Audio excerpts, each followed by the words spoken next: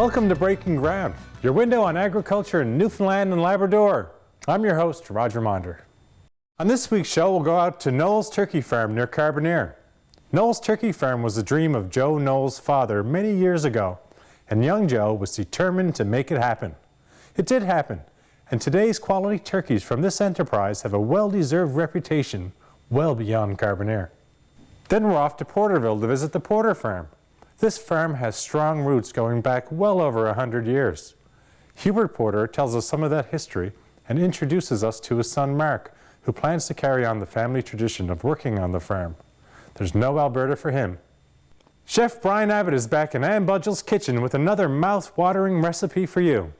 Brian insists in using fresh local produce in season. Stay tuned and you'll find out why he wins all those cooking awards. We have lots in store for you. We'll be right back.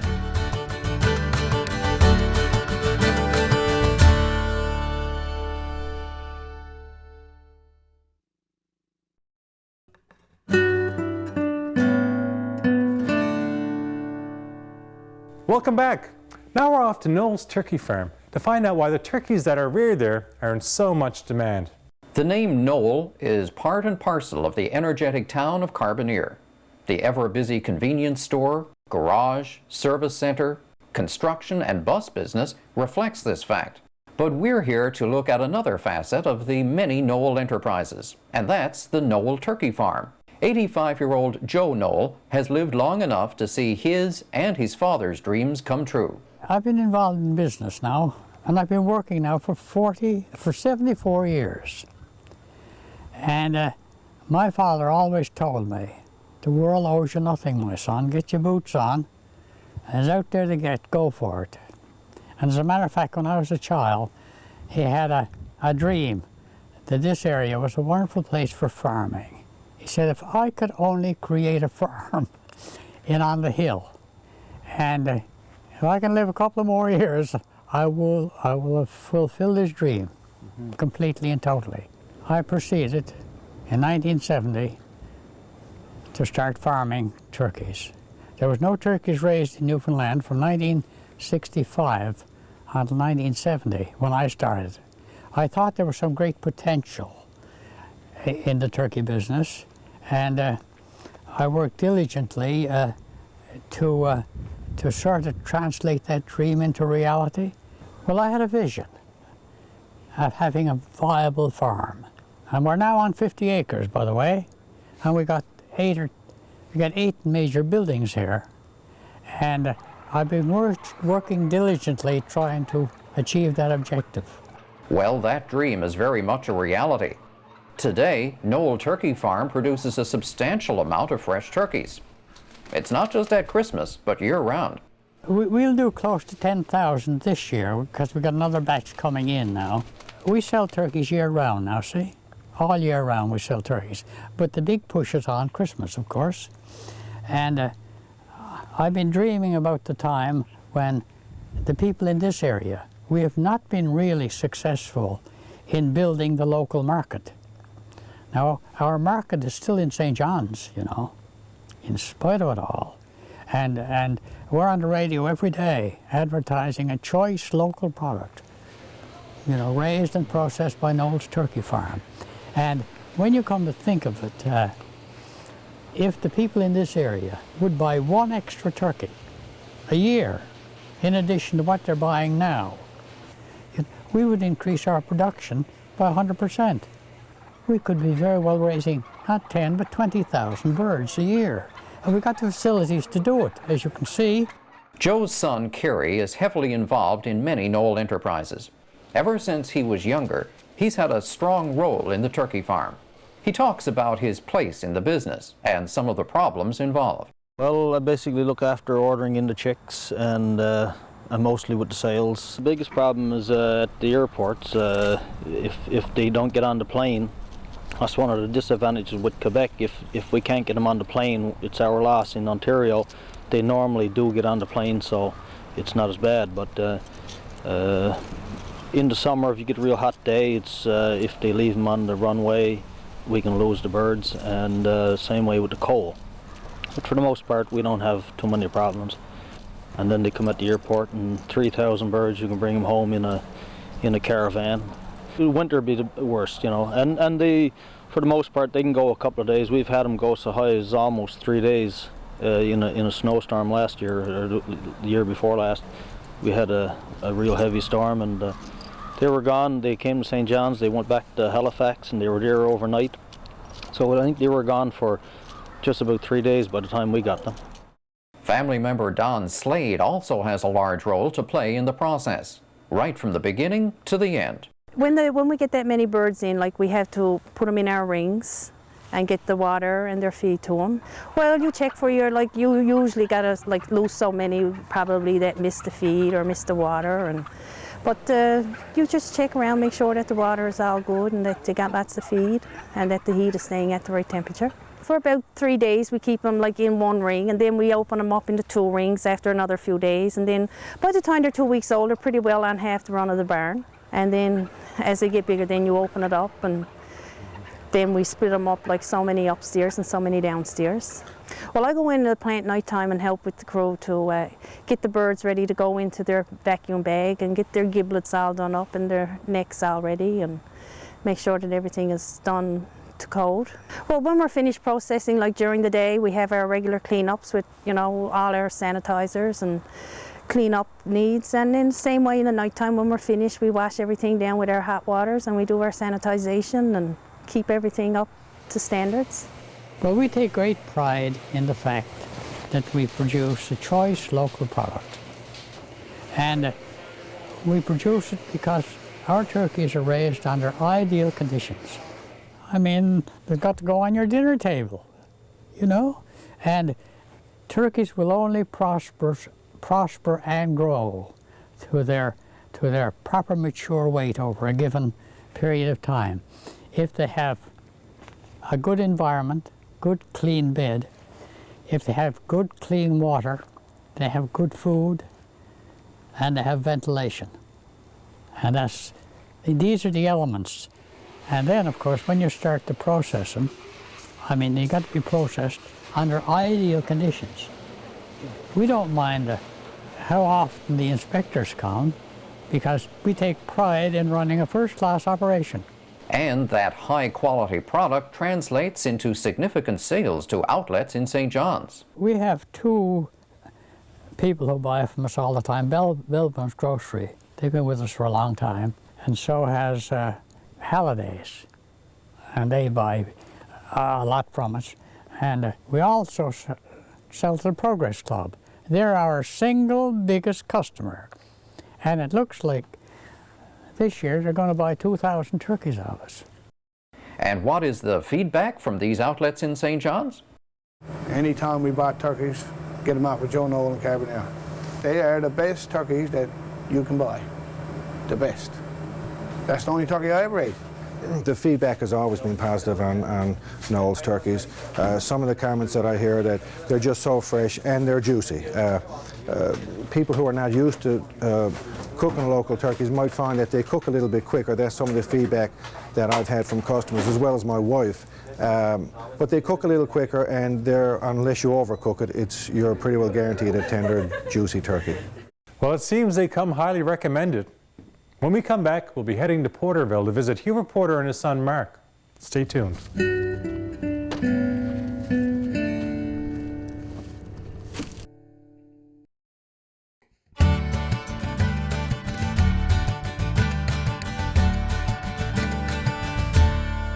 Hubert Porter and his son Mark are proud to carry on the family tradition of farming in the same area for over 100 years. Here's their story. When your name is Porter and you live in Porterville, it would be safe to say the family has lived in the area for a long time. And when asked about the history of the Porter farm, Hubert Porter gives us a story of a bygone era. Grandfather came here in about around 1850. Just the whole grandfather, and my grandfather, say his son Ted's father, 1875, where you stopped at the house. Now he had land surveyed there, and further down the road he had 2 pieces of land. Well, grandfather had 3 sons that lived. There was Dad was Norman and Albert and Caleb. Well, after grandfather died, I believe it was in 1903, I believe he died. I believe he had a heart attack. And the boys then, well, Dad was only 14, same as I was, and he went with the crowd, you know. They were more or less at the barter system, and you had cows and sheep and pigs and hens and all that gear, you know. And the vegetables they used to take to Botwood. Botwood at that time was the seaport there, and everything was going full swing. And that's where they take up the vegetables up there so you can get food, eh? And out to the Fogo Island, we say, they used to come in, I used to hear Mother say, they used to come in and bring in like the sound bone had the fish, they had dried like the women had in rounders, and they give them, you know, like eggs, and they had fresh butter that they'd do summertime, and they give them so much fresh butter and stuff like that. There was a lot of people farming one time. I think it was around 28, I think, when we was at it first, but now we're about the only ones left. I know we are, certainly. Hubert and his son Mark own or lease over 130 acres. They grow traditional crops of turnips, potatoes, carrots, and cabbage. Usually they have sheep grazing on one pasture where at one time they had 375 lambs. 2 years in a row. 1 year was the coyotes, and the next year we had the bears. Boy, it was 30 something. 1 year they cleaned them on us, but then we fenced it and made it smaller, you know, wasn't too bad then, eh? Hubert's son Mark loves farming almost as much as his dad. He's also very conscious of a tradition being passed down to him and his young family. Yep, I got married 3 years ago, and to a girl from Brown's Arm, and got a little girl, 9 months old, and so there's no Alberta for me. We'll stay here, and grandfather and him done it, and dad done it, and we'll continue to do it and try to make a living at what we're doing. It's obvious that Mark loves farming, but his father believes there's no better calling. Boy, this is about the best job you could have. It's wonderful. I liked it to my life. I always did. Yeah. Nice lot of work, you know, but no, they're all good. Yeah, you put a little seed in the ground 2 or 3 days after you're season up about that high, and then only a few more days he's keep growing, boy, it makes you feel so proud. Hubert Porter just about summed it up for most farmers when he described the excitement of watching a seed first break through the soil. We're off for another short break. When we come back, Chef Brian Abbott prepares another great meal in Ann Budgell's kitchen.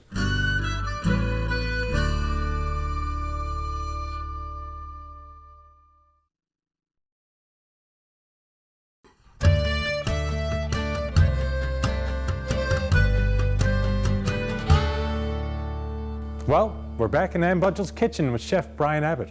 Here they are. Hi everybody, I'm Ann Budgell. Welcome to my kitchen.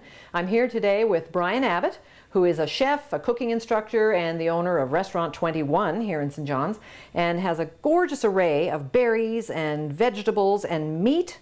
And what's up your sleeve today?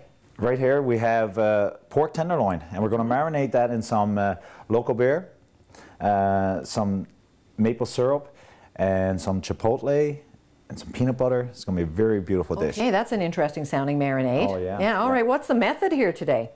First, we'll clean up the pork, like I have done here. Then we're going to sear it off in a pan, just enough to caramelize the outside of it. Okay, now that's interesting because most of the time I read recipes that say marinate and they don't cook the meat at all first. No, well this one, where we're just going to sear the outside, the reason being is because in this marinade there's so much sugar with the maple syrup and the peanut butter.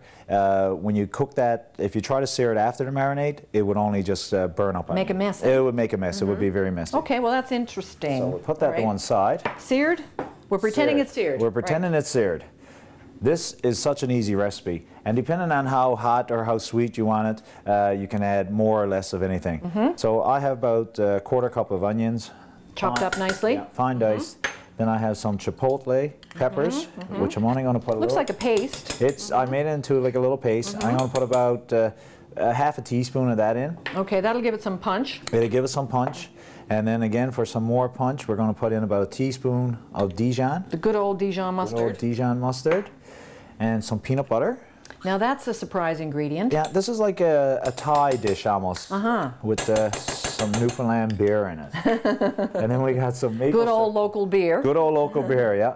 Then we got some maple syrup. This is about a 1/4 cup of maple syrup. This gives it a sweetness and a bit of Canadiana to it. And that's going to make the a thicker marinade. It'll really cling to the meat, won't it? When this reduced down, yeah, it's just going to be like a barbecue sauce. I also have some, these are actually grown local, these are Thai they? chilies, yeah. They're Wow. grown in the organic farm down in Portugal Cove. I got them slightly dried, and I'm going to put one in there, whole like that.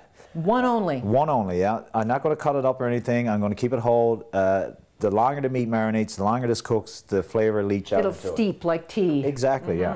Then I'm going to put in some good local beer. How much beer? You can't go wrong with beer, so more the merrier. But I'm going to use approximately for this little bit about a half a, and then we can always save half for later. Sure we can. Exactly. Yeah. So I'm going to put this on the stove. Let it simmer for about 15-20 minutes, enough to make the onions tender. Just to combine things? Just to combine, dissolve the dissolve the chipotle and the peanut butter into it, and the Dijon mustard. Yeah, okay. Okay. And then once you've simmered that and everything is combined nicely, We're going to let take that cool that down. meat that's seared. Yeah, we're going to let it cool down. Yeah. To room temperature, it'll be fine. Then we're going to take the meat that's seared, place in there. You can marinate it for 2 hours, 4 hours. You can marinate it overnight if you want to, up to a day or 2 days in the marinade in your refrigerator. That'd be a good barbecue recipe. I It think. would be very good. Just be careful with the high heat on your barbecue. Again, with the maple and the maple syrup and it could turn black fast. peanut couldn't butter, it? it would actually caramelize it a lot. So Yeah. we don't want that to happen. Okay. Now we're going to serve a beautiful salad with this. All right. You've got some lovely local lettuce. This is organic lettuce that's hydroponically grown. We're also glad that we can get that product here, It's eh? very nice. Yeah. Why don't we move that plate over in front There of we go. you, Here we Brian? go. Yeah, we'll move that to one side. Yeah. So we're going to place that there like that. Then I'm going to use just some mushrooms, which I took the skins off. Put it around. Just some red pepper. So this is a salad, whatever you like. Make you it go. pretty. Yeah, make it pretty. Some beautiful berries. Got some raspberries. And some nice. It's all about, well, a feast for the eyes, isn't it? Oh, And, yeah. But so nutritious, too, This all is these very things. nutritious. Yeah. Like, you know, the berries are so good for you. Again, with some strawberries. Put them on top. How gorgeous. Is that nice? That's a very nice looking salad. Now, What are you dressing it with? I have some blueberry vinaigrette. Tell me how you made that. Now, the blueberry vinaigrette, you might say, well, you know, must be awfully hard to make, but a little bit of time and patience, and it's easy. I took some white wine vinegar, covered some blueberries with it, fresh blueberries, or you can use frozen, wrapped it in a container, let it sit on the shelf in a dark area, like in a pantry or something, for about a month. And then the vinegar takes on the taste of the blueberries. Okay, and then do you puree it somehow? I would strain Yeah. it off, and then I would puree it with some fresh blueberries, some shallots. Squirt a little bit down. I want to taste Here, I'll that. give you a spoon. Here, we'll give you a spoon. I want to taste that. There you go. Okay. Yeah. Some grapeseed oil. I didn't use no olive oil or anything because I didn't want to overpower the blueberries. Yum. We're just going to dress this up a little bit like that. Oh, God, that's good. You could bottle that and sell it. You truly could. Ah, there you go. That's a good idea.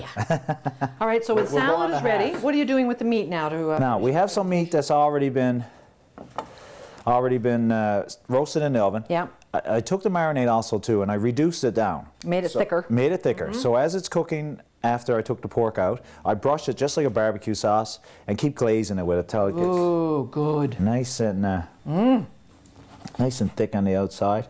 And my pork is cooked a beautiful medium, which is perfect for pork. People think they have to cook pork to pieces, but that's not true anymore. That's not is it? true anymore. No, no. This is a very nice meat. And you're going to arrange it on the plate I'm gonna put it on the plate like this.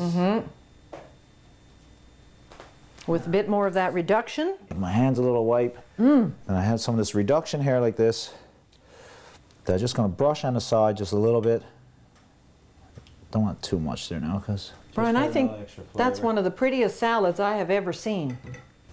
that is very nice. It Very is. fresh, very vibrant. You got a beautiful, nice pork with some sweet and spiciness to it, and all the flavors in the world is right in that dish. Yum, yum, yum. Excellent. Oh, perfect job. Thank you so much. Thank you. Looks great. Thank you. No wonder Brian has a regular clientele at Restaurant 21. In the weeks to come, he'll be back with even more interesting ways of preparing Newfoundland fresh produce. On next week's show, we're going to North Harbour to visit Merv Wiseman on his fox farm. Newfoundland is a great place to have a fur industry. The recent influx of Scandinavian mink farmer just accentuates that point. But there's still more room for expansion, especially in the fox farming business. Merv will point out why. Growing produce is one thing, but packaging and marketing is another. Stephen Carr's company is called Pride Pack, and its Newfoundland plant is based in Paradise. His company slices, dices, and shreds a wide variety of produce for supermarkets, hotels, and restaurants. To make it all work, he has to have a long-term vision of what the market will look like 12 or even 18 months down the road. This requires focus, contingency plans, and a wide variety of parameters that make it all work. Chef Kitty Drake is back in Ann Budgell's kitchen with a dessert that you will immediately want to adopt as your own. It's easy and simple, and of course, it has that usual Kitty Drake twist. Well worth watching us next time around. I can't imagine you're not tuning in next week. We'll see you in 7 days.